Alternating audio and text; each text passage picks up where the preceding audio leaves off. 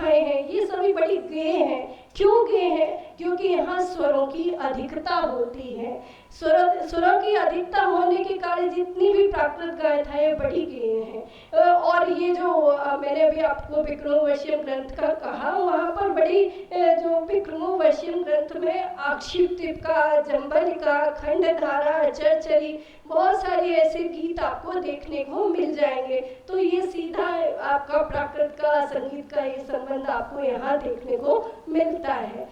और आगे चलते हैं, ऐसे ही अगर हम सारे संस्कृत नाटकों में जहाँ जहाँ ये गाथाएं हैं और जहाँ जहाँ गीत का हर जगह प्रयोग दिखेगा और संगीत आपको वहाँ पे देखने को मिलेगा। प्राकृत की अगर हम बात करें तो संस्कृत नाटकों के साथ साथ एक बड़ी अच्छी सी परंपरा चली है सट्टक काव्य की, जो संस्कृत नाटिकाओं की सिमिलर मानी जाती है। बस भेद ये है कि वहाँ पर जो भाषा होती है वो पूर्णतः प्राकृत होती है।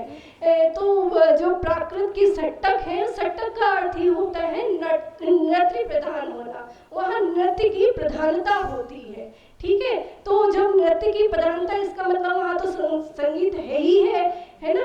तो वहाँ जो इसमें आपके सट्टक है, उसमें जो अंकों का जो विभाजन है वो जवनिका से होता है, वहाँ अंक के रूप में नहीं, वहाँ जवनिका है। और जवनिका शब्द का अर्थ होता है पर्दा, है ना। तो पहला पर्दा, दूसरा पर्दा, प्रथम जमनिका, द्वितीय जमनिका, तृतीय जमनिका, चतुर्थ जमनिका, ऐसे करके वहाँ पर है। और ये 4 जमनिकाओं वाले ही होते हैं, छोटे से होते हैं। इसका मतलब आप जो प्राचीन जो आपका रंगमंच है वो आप इन सट्टकों में देख सकते हैं। वहाँ गाना भी है, वार्तालाप भी है और बड़ा अच्छा संगीत का वर्ण है। और जिसमें राजशेखर का आज जो प्राप्त होते हैं, 4-5 ही प्राप्त होते हैं, बहुत नहीं प्राप्त होते हैं।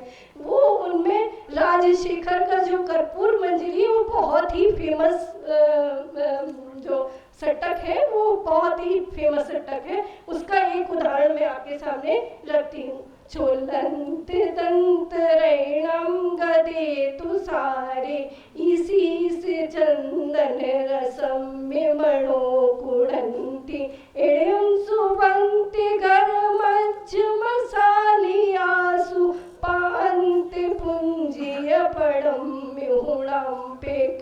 मतलब जब शीत ऋतु है वो व्यतीत हो गई है और जो स्त्री पुरुष हैं अब थोड़ा थोड़ा वो घर के मध्य भाग में आकर सोने लगे, क्योंकि जब सर्दी होती तो हम लोग घर के अंदर कोठरी में चले जाते हैं कि भैया सर्दी कम लगे, है ना। और जब सर्दी जाने लगती है तो हमारा थोड़ा सा मन करता है कि अब थोड़ा ठंडी मतलब थोड़ा बाहर की तरफ निकला जाए। तो घर के मध्य भाग में आकर वो सोने लगे हैं और साथ साथ में अपने पैरों के पास में चादर रख के सोने लगे। कहीं सर्दी लगी तो चादर ओढ़ लेंगे। तो इस तरह का वहाँ पर इस तरह की बहुत सारी गाथाएं आपको पूरे जो आप 4-5 सट्टकों में देख सकते हैं। वहाँ दोनों है, गद्य पद्य दोनों ही हैं और भाषा वहाँ ज़्यादातर शौचैनी प्राकृत है और जो उनका पद्य भाग है वो कहीं कहीं महाराष्ट्र में भी मिलता है। तो इस तरह वहाँ देख सकते हैं। तो ये तो आपका यहाँ पर मैं यहाँ विशेष रूप से लौकिक जो प्राकृत साहित्य है वो 2 तरीके का, एक धार्मिक साहित्य, एक लौकिक साहित्य। तो लौकिक साहित्य में तो आपका पूरा ये संस्कृत नाटक आ गए, सट्टक आ गए और भी बहुत सारे चरित्र ग्रंथ वगैरह आपके बहुत सारे, उसमें बहुत ही विपुल साहित्य है। उसकी यहाँ चर्चा करेंगे तो बहुत सारा समय व्यतीत हो जाएगा। पहले ही मुझे निर्देश हो गया है कि समय कम है तो बहुत बात नहीं करनी है, थोड़ी ही बात करनी है। मैं विशेष रूप से यहाँ बात करना चाहती हूँ आगम साहित्य में एक अनुयोग द्वारा सूत्र है जिसमें डायरेक्ट आपको प्राकृत की संगीत की चर्चा मिलेगी। इसमें उसमें पूरा, क्योंकि मैं पूरा पहले आपको उसका पूरा अनुयोग सूत्र कैसा है क्या है उसका विवरण बताना चाहती थी, पर अभी नहीं, मुझे लगता है जो मेन बात है उसको कर लेते हैं। अनुयोग सूत्र में जो पूरा प्रकरण है वो स्वर मंडल प्रकरण है। वहाँ पूरी स्वर मतलब जो पूरा प्रकरण ही उन्होंने स्वर मंडल नाम से दिया है।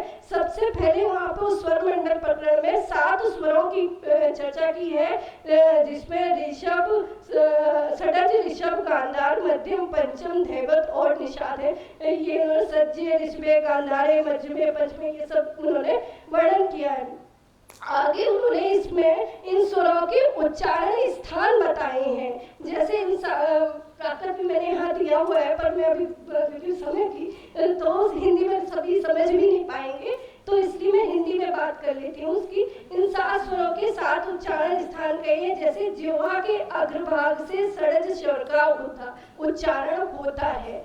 ऐसे ही उन्होंने आगे बताया है कि वक्षस्थल से ऋषभ स्वर का, कंठ से गांधार स्वर का, जिह्वा के मध्य भाग से मध्यम स्वर का, नासिका से पंचम स्वर का, दांत और ओष्ठ के संयोग से धैवत स्वर का, मूर्धा से निषाद स्वर का उच्चारण बताया है। इस तरह उन्होंने स्वर भी बताया और स्वर का उच्चारण भी बताया, और आगे बड़ा अच्छा ही उन्होंने इसमें वर्णन दिया है कि कौन सा प्राणी कौन से स्वर को बोलता है। ये जो स्वर है, इनको कौन सा प्राणी विशेष रूप से इन स्वरों को बोलता है। जैसे सज्जन रवै मयूरो कुकुटो ऋषभम रसम, तो मैं हिंदी ही पढ़ूं तो वही है। मयूर षड्ज स्वर में बोलता है, कुक्कुट मुर्गा है वो ऋषभ स्वर में बोलता है, हंस गांधार स्वर में बोलता है, और जो गवेलक भेड़ आदि से मेमना मध्यम स्वर में बोलता है। जो कोयल है वो पंचम स्वर में बोलती है। तो हम सभी जानते हैं, और हमें संस्कृत नाटकों में पंचम स्वर का तो बहुत अच्छा वर्णन मिला है। और जो सारस है वो धैवत स्वर में बोलता है, और हाथी जो है वो निषाद स्वर में बोलता है। ऐसे ही आगे इन्होंने जो उनके वाद्य यंत्रों का भी यहाँ वर्णन किया है। मृदंग जो दोनों ओर से चमड़े से मड़ा हुआ षड्ज स्वर निकालता है। गौमुखी तुरही नरसिंगा नामक वाद्य से ऋषभ स्वर निकलता है। शंख से गांधार स्वर निकलता है। झालर झांझ से मध्यम स्वर निकलता है। 4 चरणों पर स्थिर 4 पायों पर रखी हुई गोदिका से पंचम स्वर निकलता है। आडंबर नगाड़ा ढोल से धैवत स्वर निकलता है। महाभेरी विशाल आकार का नगाड़ा से निषाद स्वर निकलता है। इस तरह इन्होंने ये स्वरों का कौन बोलता है और किससे निकलता है ये वर्णन किया। इसके बाद आगे ये उन्होंने उसके फल का भी वर्णन किया है कि इन स्वरों से क्या क्या फल प्राप्त होते हैं। इन 7 सप्त स्वर हैं, इनके इन्होंने कहा है कि षड्ज स्वर वाला मनुष्य प्रति आजीविका प्राप्त करता है, उसका प्रयत्न निष्फल नहीं जाता, उसे गोधन पुत्रादि और सन्मित्रों का संयोग मिलता है, वह स्त्रियों का प्रिय होता है। ठीक है। आगे ऋषभ स्वर वाला मनुष्य ऐश्वर्यशाली होता है, सेनापतित्व, धन धान्य, वस्त्र, गंध, सुगंधित पदार्थ, आभूषण, अलंकार, स्त्री, शयनासन आदि भोग साधनों को प्राप्त करता है। गांधार स्वर से गायन करने वाला श्रेष्ठ आजीविका प्राप्त करता है। वादित्र वृत्ति गाने का शौकीन होता है।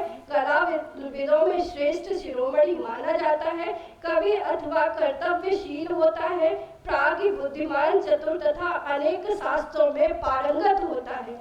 मध्यम स्वर वाले सुखजीवी होते हैं, रुचि के अनुरूप खाते पीते और सुख से जीते हैं तथा दूसरों को भी खिलाते पिलाते एवं दान देते हैं। ऐसे ही पंचम स्वर वाला व्यक्ति राजा, शूरवीर, संग्राहक और अनेक मनुष्यों का नायक होता है। धैवत स्वर वाला पुरुष कलहप्रिय, साकुरिक, पक्षियों को मारने वाला, चिलीमार, बागुरिक, शिकारी, हिरण आदि पकड़ने फंसाने वाला, शौकिक सुअरों का शिकार करने वाला मच्छीमार होता है। ऐसे ही निषाद स्वर वाला को बताया है कि पुरुष चांडाल, बधिक, मुक्केबाज, गोघातक, चोर और इसी प्रकार से दूसरे पाप करने वाला होता है। ये इस तरह से इन्होंने ये स्वरों का फल बताए।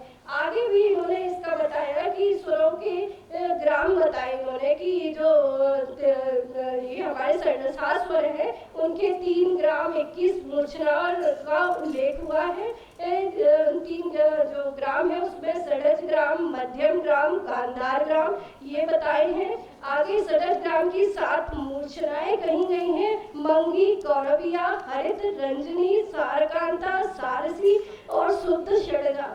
ऐसे ही मध्यम ग्राम की भी 7 मुश्किलें उन्होंने बताई हैं। उत्तर मंदा, रजनी, उत्तरा, उत्तरायता, अश्वकांता, सौवीरा और अभिरुद्गता। ऐसे ही आगे इन्होंने 7 गांधार स्वर की 7 मुश्किलें कही हैं। नंदी, शुद्धिका, पूर्णिमा, शुद्ध गंधारा, उत्तर गंधारा, सुष्ठतर आयामा, उत्तरायता, कोटिमा। अब इस आगे इसमें इन्होंने सप्त स्वरोत्पत्ति जिज्ञासा उन्होंने दी हुई है कि गीत की, जैसे उन्होंने कुछ प्रश्न किए हैं, 7 स्वर कहाँ से उत्पन्न होते हैं, गीत की योनि जाति क्या है, इसके उच्छ्वास काल का समय कितना प्रमाण है, गीत के कितने आकार आकृतियां होती हैं, जैसे उन्होंने 7 स्वरों का नाभि से उत्पन्न बताया है। रुदन गीत की योनि जाती है। पाद सम जितने समय किसी छंद का एक चरण गाया जाता है, उस गीत का उच्छ्वास काल होता है। गीत के 3 आकार होते हैं, आदि में मृदु आरोहण करते समय, मध्य में तीव्र और अंत में मंद। इस प्रकार गीत के 3 आकार जानने चाहिए इन्होंने कहा। आगे इन्होंने गीत के 6 दोष, 8 गुण, 3 व्रतों और 2 भड़तियों का वर्णन किया है। इस तरह उन्होंने कैसे गीत गाए, कैसे गीत लिखे, इन सब की यहाँ पर चर्चा की है। मैडम खड़ी हुई है तो मैं सिर्फ इसका अंत में उपसंहारात्मक जो उन्होंने बात कही है, गीत गायक के प्रकार तक बताए। बहुत अच्छे से इसमें आपको कभी पढ़ने का मौका मिले तो अनुयोग पारसूत्र का ये सब स्वर मंडल प्रकरण जरूर पढ़िएगा। बहुत संगीत से रिलेटेड इसमें बहुत अच्छा वर्णन किया गया है। और इन्होंने जो एक अंत में इन्होंने कहा है कि ग्राम मुचराओं तानों का विवेचन है। सतसरा ताओ गामा मुचरम एक विसई ताड़ा एकू वर्णासम सम्मतम सरमंडलम। इस प्रकार 7 स्वर 3 ग्राम और 21 मुचराएं होती हैं। प्रत्येक स्वर 7 तानों में पाया जाता है, इसलिए उनके 49 भेद हो जाते हैं। इस प्रकार उन्होंने पूरा स्वर मंडल वर्णन किया है। तो आप सबका बहुत बहुत धन्यवाद जो आपने इतनी स्थिरता से सुना। धन्यवाद।